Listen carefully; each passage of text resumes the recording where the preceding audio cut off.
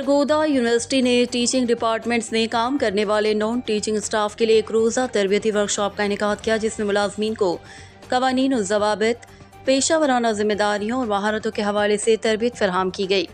Workshop की इफ्तिताही तकरीब से खिताब करते हुए प्रोफेसर डॉक्टर कैसर अब्बास ने कहा कि सरगोदा यूनिवर्सिटी को पाकिस्तान की बेहतरीन यूनिवर्सिटी बनाने के लिए हमें अनथक मेहनत, ईमानदारी, दयानतदारी और लगन के साथ मुश्तरका कोशिशें करना होंगी।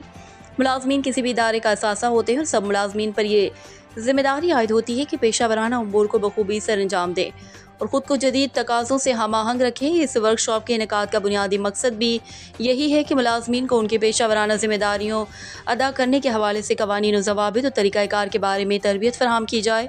रिपोर्ट ज़फ़र अब्बास, तहसील रिपोर्टर, शाहपुर, जावरिया।